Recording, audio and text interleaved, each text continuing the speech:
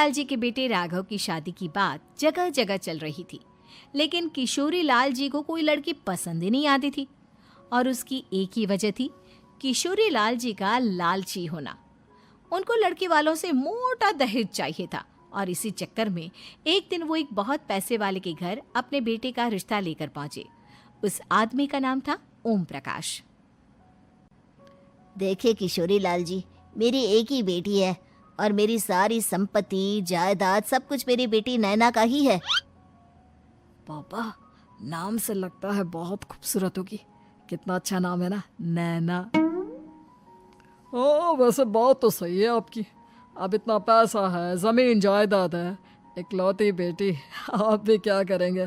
सब कुछ उसे ही देंगे ना। बिल्कुल ठीक पहचाना आपने। बस बेटी की शादी और सारी जायदाद उसके नाम। पापा, बिना देखे हाँ कर दीजिए ना। इतना अच्छा रिश्ता फिर कहाँ मिलेगा? माला माल हो जाएंगे हम।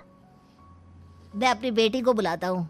अरे नहीं नहीं नहीं नहीं, आपकी बेटी का नाम नैना है, सुनकर ही लगता है बहुत सुंदर होगी।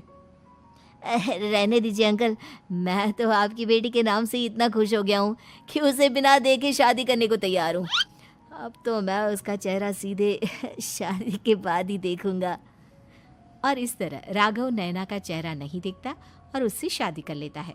शादी के बाद अपनी सुहाग रात पर जब राघव नैना का घूंघट उठाकर देखता है तो नैना की आंखें बंद थी। कितनी खूबसूरत हो तुम नैना, जरा अपनी आंखें खोलकर मेरी तरफ देखो तो सही। नहीं, मुझे शर्म आती है। अरे, मैंने तुम्हें शादी से पहले भी नहीं देखा, और अब अगर तुम आंखें खोलकर मुझे देखोगी भी नहीं तो मुझे अच्छा कैसे लगेगा? इससे पहले कि नैना अपनी आंखें खोलकर राघव की तरफ देखती, अचानक से लाइट चली गई और राघव नैना को पूरी तरह से देख भी नहीं पाया। अगली सुबह नैना राघव के लिए नाश्ता बनाकर लेकर आई। अरे ये क्या, आधा पराठा सीका हुआ है और आधा बिल्कुल कच्चा। ये तुमने क्या किया नैना? बहू, तुमने क्या आधा पराठा तवे से नीचे लटका कर रखा था, जो आधा सिका है और आधा कच्चा? मुझे जितना दिखेगा उतना ही तो सीखूंगी ना पापा जी। जहाँ जहाँ मुझे नजर आ रहा था वहाँ मैंने सीख लिया, जहाँ जहाँ नहीं दिखा वहाँ कच्चा रह गया होगा। इसका क्या मतलब है? ये कैसा मजाक कर रही है तुम? अरे बहू, तुमने इतना लंबा घूंघट क्यों लगाया हुआ है? देखो, हमारे घर में बहुओं को बेटी की तरह रखा जाता है, और फिर तुम तो इतना सारा माल लेकर आई हो। देखो, ये घूंघट डालकर रखने की कोई ज़रूरत नहीं है। हाँ नैना, पापा जी ठीक कह रहे हैं, तुम तो आराम से रहो, अपना ही घर समझो। नैना अचानक से अपना घूंघट उठा लेती है। अरे ये क्या पापा, नैना की तो एक आंख फूटी हुई है। नाम से नैना, लेकिन ये तो कानी बहू निकली। मेरे साथ धोखा हुआ है, धोखा। बिना दिखाए अपनी कानी लड़की मेरे संग ब्याह दी। मुझे कानी बीवी नहीं चाहिए। मुझे अभी ओम प्रकाश जी से बात करनी पड़ेगी। आखिर उन्होंने मेरे साथ ऐसा किया क्यों? अरे, आप लोगों ने ही तो पापा से कहा था कि आप लोग शादी से पहले मुझे देखना नहीं चाहते। अब मेरे पापा पर क्यों इल्जाम लगा रहे हैं? अरे लेकिन उन्हें बताना तो चाहिए था ना कि तुम कानी हो, एक आंख से तुम्हें दिखाई नहीं देता। किशोरी लाल और राघव नाराज होकर ओम प्रकाश को अपने घर बुलाते हैं। पापा जी, ये आपने क्या किया? शादी से पहले बताया क्यों नहीं कि नैना की आंखों में परेशानी है? अरे, आप ही ने तो लड़की देखने से मना कर दिया था। और लेकिन आप बता तो सकते थे। आपको तो हमारी बेटी की प्रॉपर्टी चाहिए थी, वो भी पूरी की पूरी। अब क्या हुआ अगर उसे आधा दिखाई देता है? प्रॉपर्टी तो आपको पूरी मिल गई ना। अरे ये क्या बात हुई? मेरी शादी प्रॉपर्टी से नहीं, आपकी बेटी से हुई है। अब ये तो पहले सोचना चाहिए था, तब तो मेरी प्रॉपर्टी देखकर तुम्हारी जुबान लप लपा रही थी। लेकिन मैं कानी लड़की को अपनी बीवी बनाकर नहीं रख सकता। पापा, कुछ करिए ना आप। हाँ, करता हूँ। देखिए ओम प्रकाश जी, आप हमारे साथ ऐसा नहीं कर सकते। और तुम देखो, अगर तुमने मेरी बेटी से शादी तोड़ी ना तो जो भी प्रॉपर्टी मैंने तुम्हें दी है वो तो पूरी की पूरी वापस ले ही लूँगा और आधी प्रॉपर्टी तुम्हारी भी लूँगा। अरे मेरी आधी प्रॉपर्टी भला क्यों लेंगे आप?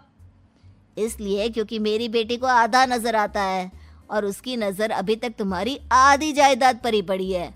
अब तुम उसे घर से निकालोगे तो कुछ तो लेकर जाएगी ना। और अगर हम आपकी बेटी को अपने घर की बहू बना कर रखे तो? तो तुम्हारी पूरी प्रॉपर्टी तुम्हारी ही रहेगी और जो मैंने तुम्हें दिया है ना उसमें से बस मैं आधा लेकर जाऊंगा। अरे लेकिन अब आप अपनी दी हुई प्रॉपर्टी में से आधी वापस क्यों लेकर जाएंगे? अगर मैं आपकी बेटी को अपनी पत्नी बनाकर रखने को तैयार हूं तो? इसलिए ताकि भविष्य में अगर तुम मेरी बेटी को धोखा दो तो उसके पास कुछ तो रहे जो पति का हो। वैसे मेरे पास तो बहुत कुछ है लेकिन अपने पति की कोई निशानी तो उसके पास होनी चाहिए ना। अब अगर तुमने मेरी बेटी को कानी कहा तो तुम्हें प्रॉपर्टी भी कानी ही मिलेगी, पूरी नहीं। जमाए राजा। किशोरी लाल और राघव समझ चुके थे कि वो बुरी तरह फंस चुके हैं और अब उनके पास वहां से निकलने का कोई चारा नहीं है। अब समझ में आया ना, लालच बुरी बला होती है। एक तो तुम्हें प्रॉपर्टी मिली, ऊपर से बीवी मिली, उसमें तुम्हें नखरे भी दिखाने हैं। आए बड़े, चुपचाप बैठो दोनों। कुछ दिनों के बाद नैना राघव की कार लेकर बाजार घूमने निकलती है और जब कार लेकर वापस आती है, ये क्या? एक तरफ से मेरी गाड़ी पूरी खराब हो चुकी है। लगता है तुमने मेरी गाड़ी को किसी दूसरी गाड़ी के साथ एक्सीडेंट किया है। अरे अरे कितना बड़ा नुकसान कर दिया तुमने बहू। वो क्या है ना पापा जी, मुझे एक आंख से दिखाई नहीं दे रहा था, सामने से गाड़ी आ रही थी। मुझे तो सिर्फ आधा ही दिखाई दिया और वो गाड़ी मेरी कार से रगड़ते हुए निकल गई। अब मैं क्या करूं बताओ? आप इसे ठीक कराने के पैसे कौन देगा? तुम्हारे पापा। तुमने मुझसे इस तरह से बात की? अभी रुको। नैना राघव की शिकायत ओम प्रकाश को कर देती है। देखो राघव, अब जो मेरी आधी प्रॉपर्टी तुम्हारे पास थी ना उसमें से आधी और मैं लेकर जाऊंगा क्योंकि तुमने मेरी बेटी को डांटा। अरे नहीं नहीं पापा जी, गलती हो गई, माफ कर दो। गलती की तो कोई गुंजाइश ही नहीं। अगली बार मेरी बेटी को डांटा तो बची हुई आधी में से आधी और ले जाऊंगा। लालच के चक्कर में हम दोनों ने बहुत बड़ी गलती कर दी बेटा। एक तो तुम्हें कानी बहू मिली और ऊपर से जो माल मिला वो भी काना। इस तरह राघव की हर एक गलती पर ओम प्रकाश उसकी प्रॉपर्टी का आधा आधा हिस्सा लेकर अपना सारा माल वापस ले गया और राघव को कानी बीवी से काम चलाना पड़ा। भाई लालच वाकई में बुरी बला है।